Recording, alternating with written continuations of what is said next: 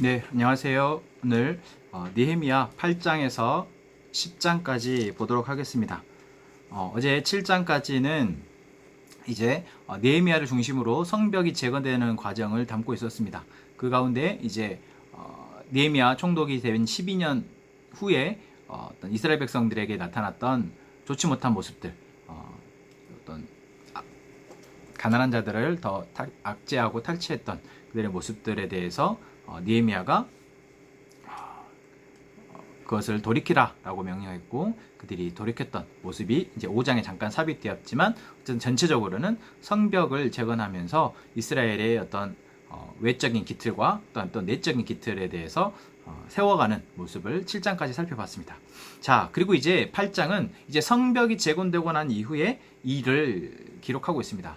이때는 이제 성벽이 재건되었으니 그들에게 나타나야 될 어떤 온전한 하나님의 백성으로서의 모습을 위해서 하나님 앞에 예배하고, 그 예배를 통해서 말씀이 부여되고, 그 말씀을 통해서 그들의 모습들을 돌아보게 되고요, 또 회개하고 나아가는 그런 기록들이 이제 8장부터 나오게 됩니다. 자, 먼저 8장에 보면은 이스라엘 자손들이 자기들의 성읍에 거주하였더니 7째 달에 이르러 모든 백성이 일제히 수문학 광장에 모여. 자, 아까 말씀드렸듯이 이제 이 예루살렘, 그리고 예루살렘의 성전 중심으로 해서 백성들이 다 옹기종기 모여 사는 것이 아니라 각자의 성읍에 흩어져서 살고 있었다라는 것이죠.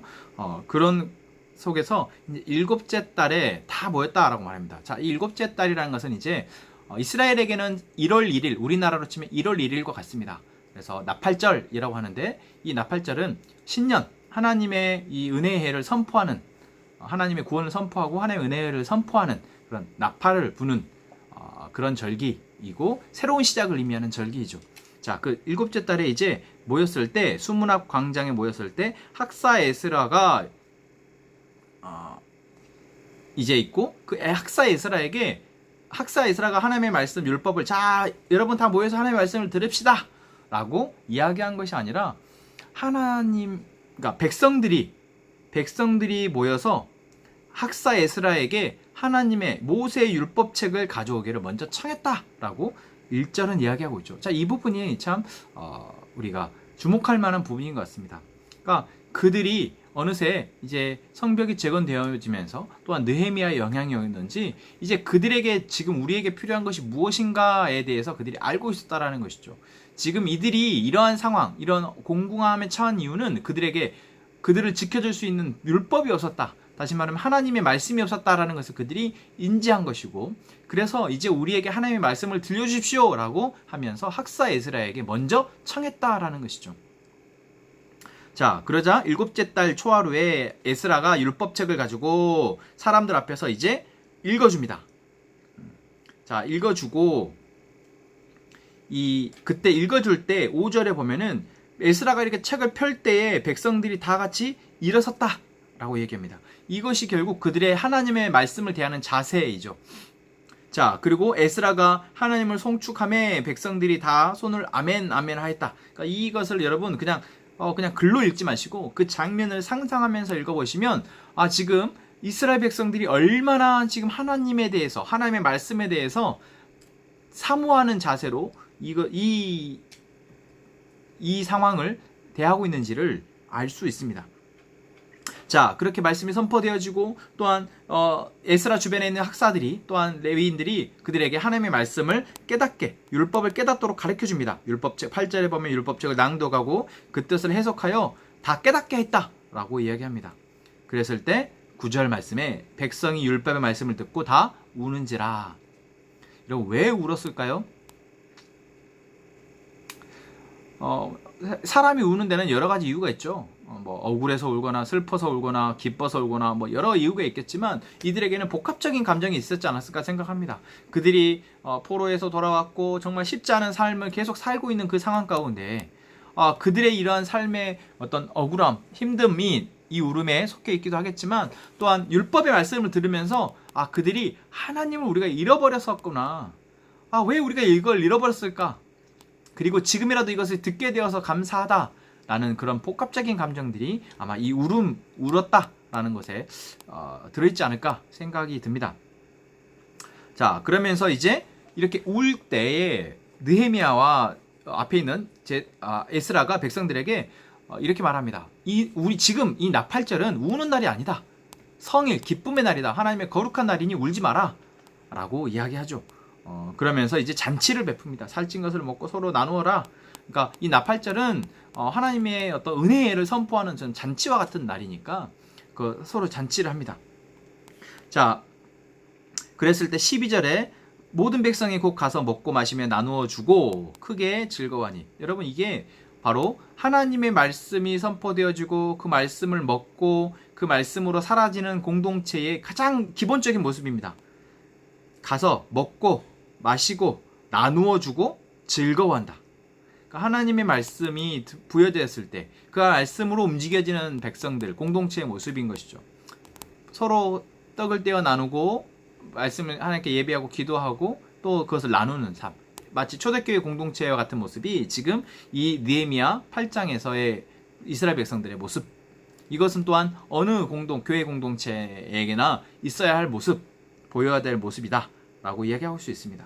그리고 이렇게 된 이유는 바로 12절 하반부에 이렇게 말하고 있죠. 그들이 읽어 들려준 말을 밝히 알미라. 그러니까 하나님의 말씀이 그들에게 들려지고 그 말씀이 무엇을 말하는지를 그들이 깨닫게 되니까 자연스럽게 누가 야 나눠서 먹어라, 뭐 기뻐하면서 먹어라 이렇게 말하지 않아도 그들이 나누어 서로 먹고 마시고 즐거워했다 라고 말하고 있는 것이죠. 자, 그리고 이제 13절 이튿날, 그러니까 7월 1일 날 이 일이 있었고 그 다음에 7월 2일 날 백성들이 이제 또 모였습니다.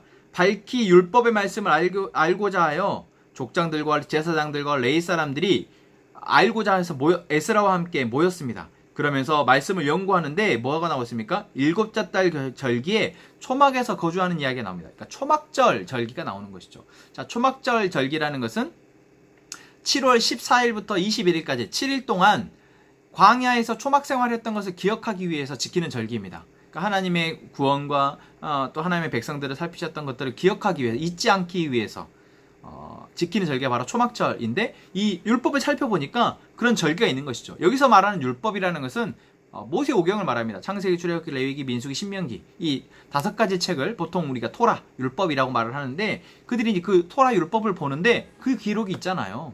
그래서 그들이 초막절을 이 초막절이 절기가 있구나 하면서 우리가 초막절을 지키자라고 하면서 초막절을 지키게 됩니다. 그래서 초막을 짓고 그들이 함께 또 그 절기를 지키면서 18절에 말씀 나오죠.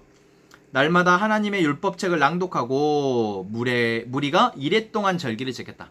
그러니까 7일 동안 하나님의 율법책의 말씀을 또 7월 1일 나팔절 때와 같이 낭독하고 듣습니다. 그리고 8째 날에, 그러니까 8일째 되는 날에 규례를 따라 성회를 열었다. 또 하나님의 커다란 예배를, 잔치를 베푸는 것이죠. 자, 그게 이제 22일 날인 것이죠. 자, 그리고 나서 이제 9장으로 넘어갑니다. 그달 스문 나은 날, 9월 24일입니다. 그러니까 22일 날 초막절을 마치고 성회를 열고, 그리고 이제 하루를 쉬었다가 24일이 됐는데 아직도 백성들이 집에 안 갑니다. 그러니까 예배가 끝났으면 뭐 해야 돼요? 절기가 끝났으면 원래는 다 각자의 생업으로 돌아가는데 그들이 돌아가지 않고 이스라엘 자손이 다 모여 금식하며 베옷을 입고 티끌을 무릎에 썼다. 이게 뭘 말합니까? 회개. 자, 하나님의 말씀을 지금 오랜만에 들었어요. 나팔절에 모여서 처음으로 이제 율법의 말씀을 듣고, 그 율법의 말씀이 이렇구나, 하나님이 이런 분이셨구나, 우리가 이렇게 살아야 됐구나 라는 것들을 그들이 들었습니다. 그리고 또 초막절에 7일 동안, 또 7일 동안에서 계속해서 들었습니다. 그리고 나서 그들이 말씀을 듣고 나서의 반응이 뭐였냐? 야, 우리 이제 가서 잘 살자 라는 것이 아니라 회개였다라는 것이죠. 그들이 회개합니다. 율법책을 낭독하고 회개합니다. 그 듣고 나서 회개해요. 모든 이방 사람들과 절교하고 서서 자기의 죄와 조상들의 허물을 자복했다라고 이야기하고 있습니다. 그러니까 그들이 지금 이방 사람들과 절교했다는 말이 곳곳에 나오는데, 그 이유는 그들이 지금 이렇게 하나님의 백성임에도 불구하고 하나님이 주신 은혜를 누리지 못하고 살아갔던 이유가 바로 이방의 문화들과 이방 사람들 교류하면서 그들이 하나님의 정체성을 잃어버렸기 때문이거든요. 그래서 율법을 듣고 보니 우리가 이렇게 살면 안 됐구나, 우리가 살아야 될 방향과 목적은 저 사람들, 저 이방의 사람들이 말하는 것이 아니구나.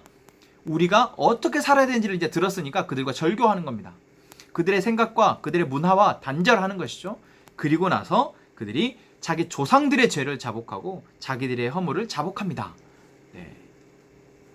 자, 그래서 3절 말씀에 그날, 그러니까 24일이죠. 낮에 4분의 1은, 그러니까 4분의 1이라는 것은 24시간을 4개로 나누면은, 그죠? 24시간을 4개로 나누면은 되는 그 낮에 4분의 1. 이건 한 3시부터 6시까지 되겠죠? 그 자리에 서서 하나님의 말씀을 낭독하고, 그러니까 한 6, 4, 24니까 6시간 정도를 하나님의 말씀을 낭독합니다. 그리고 아니구나. 낮에 4분의 1이니까 제가 착각했네요. 3시간이죠.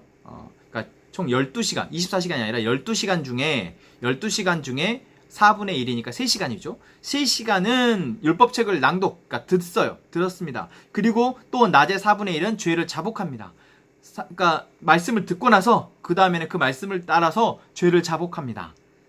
그리고 그들의 하나님 여호와께 경배하는데, 여러분, 이게 바로 예배입니다. 예배는 어떤 예배 형식이 있는 것도 예배이긴 하지만 예배의 본질은 하나님의 말씀 앞에 우리가 철저한 자세로 엎드려지는 것이고, 그 말씀이 들려질 때 그 말씀을 듣고 우리에게 가장 먼저 일어나는 것은 바로 회개입니다. 왜냐하면 우리는 어떤 사람도 하나님의 말씀 앞에 내가 잘 살고 있다, 내가 회개할 것이 없다, 내가 부족한 것이 없다라고 말할 사람은 아무도 없기 때문이죠. 이게 예배 가운데, 우리 예배 가운데에서 일어났으면 좋겠다 생각합니다. 그리고 하나님 앞에 경배할 때 레위 사람이 나와서 앞에 서서 이제 하나님께 회개의 기도를 올려드립니다. 하나님 하면서 우리 조상 때부터 있었던 일들을 쭉 짚어가면서 우리가 이렇게 어리석은 죄를, 우리 조상들이 어리석은 범했고 우리 또한 그랬습니다. 그 이야기들을 쭉 하죠. 그럼에도 불구하고 하나님은 우리를 신실하게 보호하시고 지켜오셨습니다. 회복하게 하셨습니다. 라는 하나님의 또한 은혜 또한 이 기도 안에 쭉 담겨 있습니다. 그래서 이 느헤미야 9장은 정말 하나님 앞에 정말 어마어마한 회개와 또한 감사의 기도의 결정체이죠. 자, 그렇게 쭉 기도하고 나서 38절 이렇게 얘기합니다. 우리가 이 모든 일로 말미암아 이제 견고한 언약을 세워 기록하고 우리의 방백들과 레위 사람들과 제사장들이 다 임봉하나이다. 자, 이제 회개의 기도를 하고 그 이후에 그들이 이제 하나님의 율법 앞에 다시 한번 이 율법을 지키며 살아가는 하나님의 백성이 되겠다라고 언약을 맺습니다.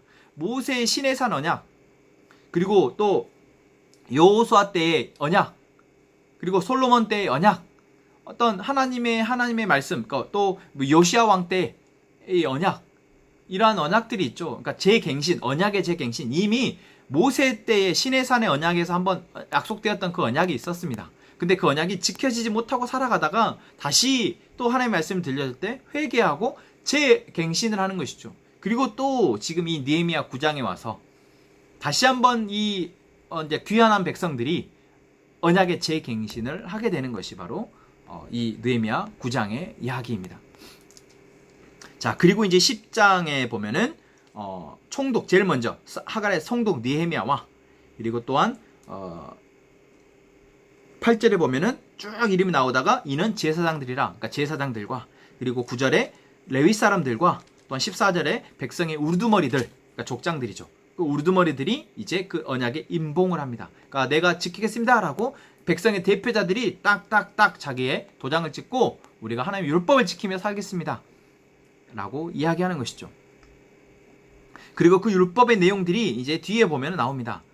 그들이 30절 말씀에 보면 먼저 제일 문제가 됐던 것이 바로 이방인과의 그 통혼, 그러니까 서로 이방 사람들과 결혼하는 것이었거든요.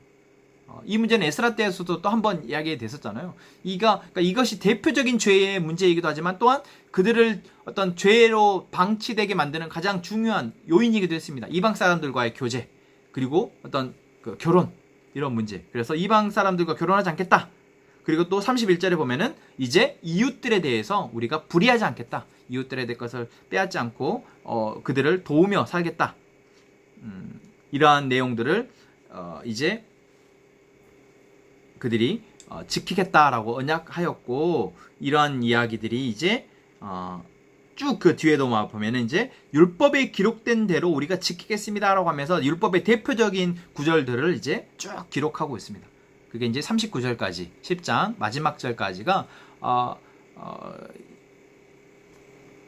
기록되어져 있는 내용들이죠. 자, 오늘 10장까지 봤는데요. 여러분, 느헤미야를 통해서 하나님이 이스라엘 백성들을 지금 어떻게 갱신하고 계시는지 보이십니까? 제일 먼저 예배를 회복하고, 그 예배라는 것은 결국 하나님의 말씀이 들려지게끔 하는 것이죠. 그러니까 말씀이 들려지지 않는 예배는 예배가 할 수가 없습니다. 그러니까 우리가 어떤 정말 하나님의 거룩한 마음으로 하나님을 찬양하고자 하는 마음으로, 감사하는 마음으로 예배 자리에 나와서 하나님, 내가 오늘 하나님 앞에 예배합니다 라고 하는 것이 예배일 수도 있겠지만, 그렇게 뭔가 내가 기쁜 마음으로 하나님께 올려드리고 내가 하나님의 말씀을 듣지 못한다면 여러분, 그 예배는 사실 예배라고 할 수 없는 것이죠. 예배에는 반드시 내가 올려드리는 것이 있으면 내려오는 것이 있고, 또 하나님의 내려오는 것이 있으면 올려가는 것, 상반간에 이루어지는 것이 바로 예배다. 그리고 정말 핵심은 하나님의 말씀이 계속해서 공급돼야지만 예배를 통해서, 그 말씀을 통해서 내가 회개하고, 말씀을 통해서 내 삶을 가이드하고, 말씀을 통해서 살아갈 힘을 얻고, 이것이 우리에게 계속해서 있어야 할 선순환이다 라는 것을 우리가 이 10장을 통해서 또 보게 됩니다. 네, 여기까지 보겠습니다.